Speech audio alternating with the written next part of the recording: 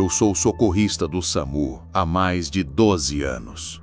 Já vi de tudo: acidentes, tragédias, salvamentos impossíveis. Mas tem ocorrências que não cabem no protocolo, que não cabem na lógica. Esta é a história da ocorrência 311. Um chamado que mudou tudo, que afastou colegas, silenciou autoridades e me assombra até hoje. Alguns chamariam de lenda, mas eu estive lá. Eu ouvi, eu vi. E agora, pela primeira vez, eu vou contar exatamente o que aconteceu naquela madrugada. Não porque eu quero, mas porque esse tipo de coisa vocês precisam saber. We are always watching.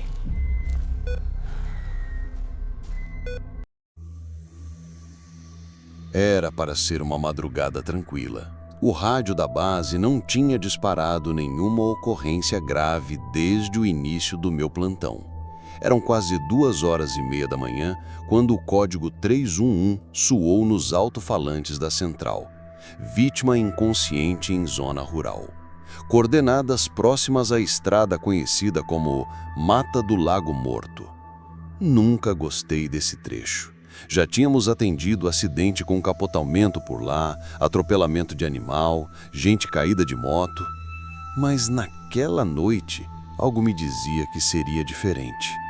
O clima estava estranho, o ar parado, pesado. Eu e a técnica, Patrícia, seguimos com o condutor, Silas. Ninguém falou muito durante o trajeto. Ouvíamos só o som do motor da viatura e o ruído do mato batendo contra o vidro. A estrada era um fio de terra vermelha, ladeada por um milharal denso dos dois lados. A neblina vinha rasteira, encobrindo a base das plantas como se escondesse alguma coisa ali dentro. O paciente tinha sido visto por um caminhoneiro caído próximo à entrada de um carreiro de terra batida, ao lado de uma moto derrubada. Quando chegamos, os faróis iluminaram a cena. A moto, uma CG vermelha, estava caída de lado, com o farol ainda piscando fraco. O capacete no chão, a viseira rachada e o corpo deitado de bruços, parte do tronco enfiado entre as primeiras fileiras do milharal, como se tivesse tentado fugir. Silas desligou a sirene. O silêncio tomou conta como se o próprio mato tivesse prendido a respiração. Patrícia se aproximou primeiro, agachando-se ao lado do homem. Eu fiquei mais atrás, com a maca, mas prestando atenção em tudo. Sempre faço isso. Gosto de olhar o entorno antes de baixar a guarda. Há mais coisa escondida no mato do que a gente imagina. Pulso fraco, respiração superficial, disse Patrícia. Mas está livre.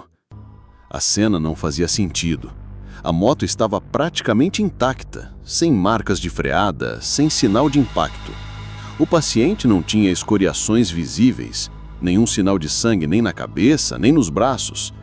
Era como se ele simplesmente tivesse desmaiado ali. Iluminei o milharal com a lanterna. As folhas balançavam levemente, mas o vento estava ausente. De repente, um estalo seco quebrou o silêncio, vindo do meio do milharal. Não era som de animal. Era como se alguém tivesse pisado em um galho seco. "Alguém aí?" Perguntei em voz alta, tentando parecer mais calmo do que estava. Nenhuma resposta. Apenas outro estalo, mais próximo dessa vez.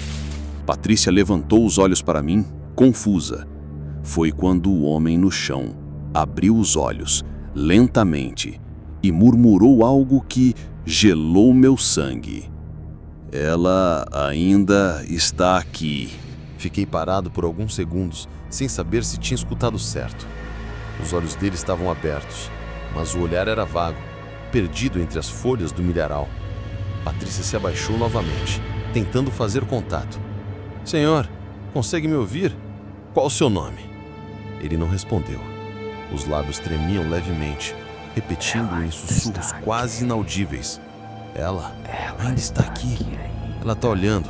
Ela nunca vai embora.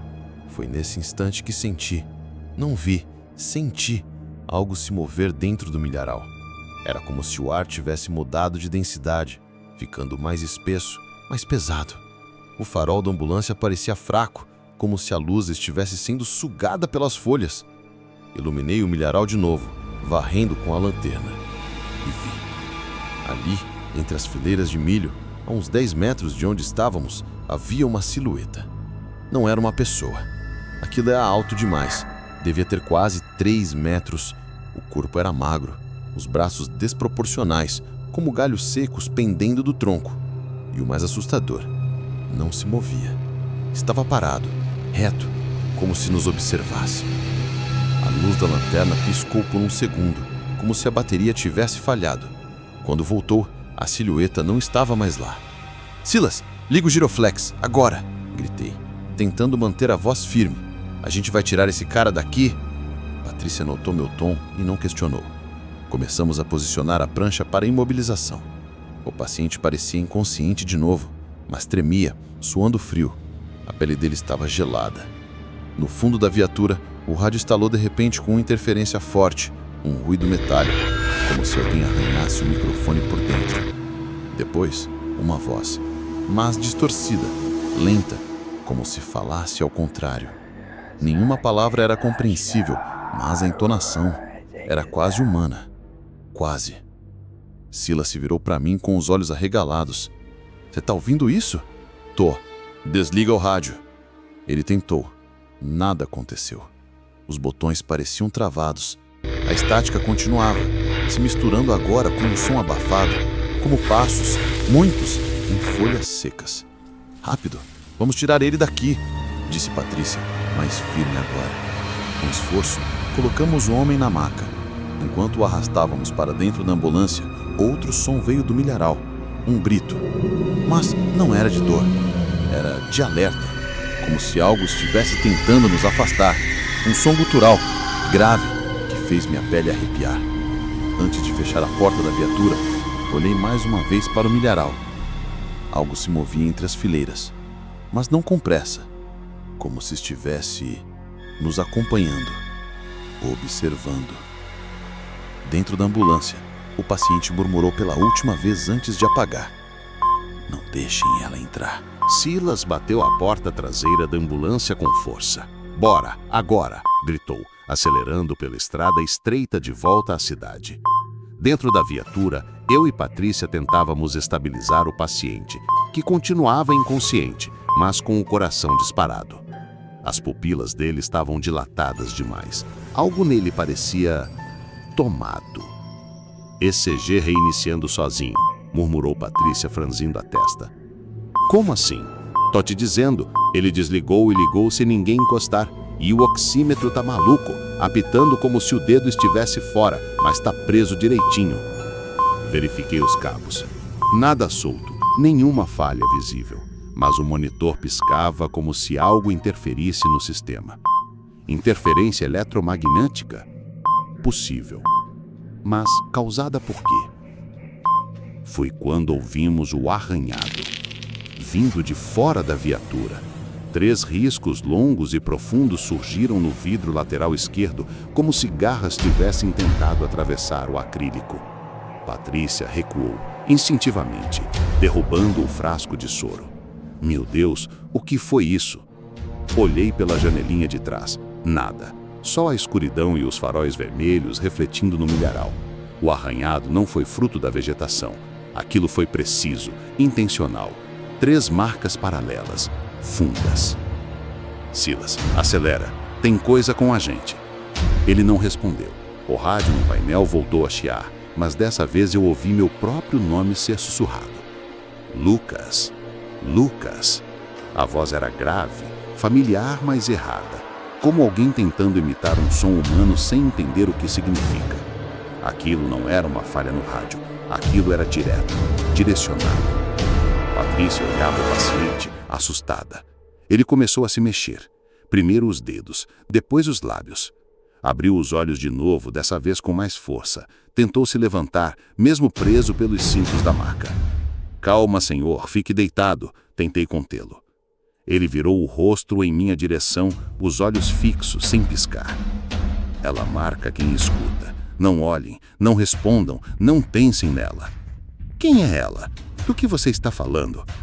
Ele virou o olhar lentamente para a parede da viatura como se enxergasse além do metal e murmurou algo que gelou minha espinha. Ela já entrou. Naquele instante, a temperatura dentro da ambulância caiu. E não foi imaginação. O visor do termômetro digital registrou a queda de 24 para 15 graus em segundos. Meus dedos formigaram, Patrícia começou a tremer. E então, as luzes piscaram. 1, 2, 3 vezes. E o paciente desmaiou de novo, como se alguém tivesse desligado um interruptor interno. Silêncio. O único som era o motor da ambulância. E lá fora, um milharal se fechando atrás de nós, como se algo invisível o percorresse. Rápido demais, silencioso demais. A estrada parecia não ter fim. A cada curva, o mato se fechava mais. As fileiras de milho davam a impressão de se mover, como se o próprio campo quisesse nos engolir. A sensação de que algo nos seguia era insuportável. Não havia mais dúvidas. Dentro da ambulância, a atmosfera era de gelar os ossos. A temperatura baixíssima fazia vapor sair de nossas bocas. A cada respiração, parecia que estávamos sendo sugados para dentro de um pesadelo. Silas, no volante, acelerava o máximo que podia, sem perder o controle na estrada de barro, mas a viatura parecia mais pesada, como se algo a puxasse para trás. "Isso não é normal", murmurou Patrícia, apertando os braços contra o peito. "Tem algo aqui dentro com a gente." Fiquei em silêncio, tentando racionalizar. Podia ser um curto-circuito, uma falha elétrica, talvez até um surto coletivo causado pelo cansaço. Mas meu instinto gritava outra coisa. Aquilo não era psicológico, aquilo era real. O paciente permanecia inconsciente, mas murmurava frases desconexas, como se estivesse falando com outra presença. "Ela esconde os rostos. As vozes dela são muitas. Não olhe para os olhos. Não olhe." Patrícia me lançou um olhar apavorado. "Ele está dizendo isso pra gente?" "Não sei, mas parece que ela..." Interrompi a frase. Um som metálico ecoou no teto da viatura. Algo caminhava sobre ela. Toques ritmados, pesados. 3 passos. Uma pausa. Mais 2. Como se estivesse explorando. Como se ela estivesse decidindo onde entrar. "Silas, para essa ambulância, agora!" gritei. "Você tá maluco? Se eu parar, ela alcança a gente." "E se ela já estiver aqui?" Naquele momento, o teto da viatura afundou, como se algo pesadíssimo tivesse se lançado sobre ele. O impacto fez a estrutura vibrar. A sirene ligou sozinha e berrou por 2 segundos antes de silenciar de novo. A energia oscilou mais uma vez, as luzes de emergência piscando freneticamente. De repente, tudo parou. O silêncio retornou de forma abrupta. Silas parou o veículo no acostamento e saiu cambaleando da cabine. Patrícia foi atrás, aos prantos. Fiquei por último. Quando abri a porta traseira e pisei na terra, o barulho cessou completamente.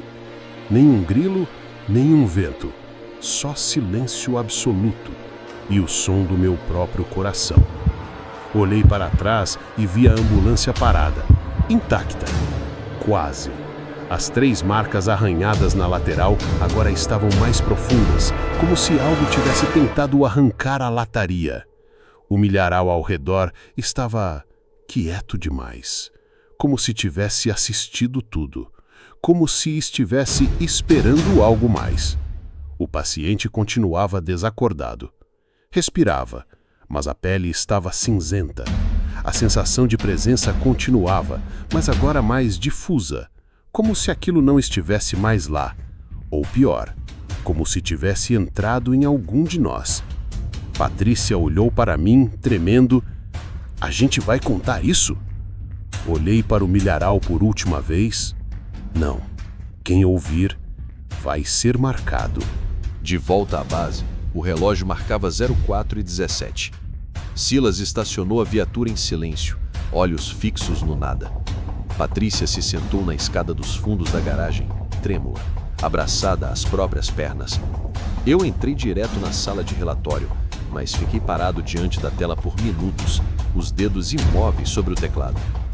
Relato de ocorrência 311, Zona Rural, Estrada da Mata do Lago Morto. Como registrar o que vivemos? Como colocar em palavras a presença que nos cercou, os sons que nos chamaram pelo nome, as marcas na lataria, o gelo no ar? Qual código usar quando o que nos persegue não é deste mundo? Suspirei fundo e comecei a digitar. Os fatos clínicos primeiro.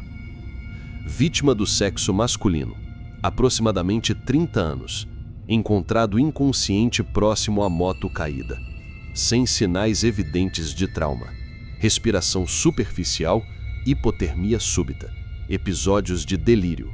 Durante o transporte, apresentou instabilidade nos sinais vitais, falas incoerentes e convulsiva apatia. Encaminhado ao pronto-socorro da Santa Casa, estado moderadamente grave. Ponto. Mas esse não era o fim da história. Pouco antes das 7 da manhã, recebemos um telefonema do hospital. O paciente tinha desaparecido. Simples assim. A enfermeira plantonista afirmou que, ao trocar de turno, encontrou a maca vazia. Não havia registros de saída, nem imagens nas câmeras do corredor, como se ele nunca tivesse estado lá. Fomos até o hospital conferir pessoalmente. A cama dele ainda estava no leito, o monitor cardíaco com os registros interrompidos às 06h47. Um detalhe chamou a atenção. O lençol estava rasgado em 3 pontos paralelos. Arranhões profundos no tecido, feitos de dentro para fora. A médica plantonista, visivelmente abalada, nos entregou uma folha que encontrou ao lado do leito. Um pedaço rasgado de papel com uma única frase escrita à mão, letras trêmulas e apressadas. Ela não precisa de portas para entrar. O caso foi encerrado como evasão hospitalar sem registro, embora o delegado responsável tenha deixado o boletim em aberto. Falta de evidências, ele disse. A gente sabia que não era bem isso. Na base, eu, Silas e Patrícia evitamos tocar no assunto por dias, mas algo tinha mudado. Os aparelhos da ambulância começaram a falhar sem motivo. O rádio ligava sozinho durante a madrugada. Às vezes, alguém chamava meu nome na frequência. Não era central. Na semana seguinte, Patrícia pediu transferência. Disse que estava ouvindo sussurros mesmo fora do plantão. Silas pediu férias e viajou para o interior, sem previsão de volta. Fiquei sozinho. Hoje faz exato 1 mês daquela ocorrência. Recebi um novo chamado agora há pouco, código 311. Mesmo trecho da estrada, mesmo horário. Abri o rádio. O chiado retornou. Entre os estalos, uma frase que reconheci de imediato. Ela ainda está aqui. A ambulância está pronta, mas dessa vez vou sozinho. Não porque sou corajoso, mas porque ela quer assim.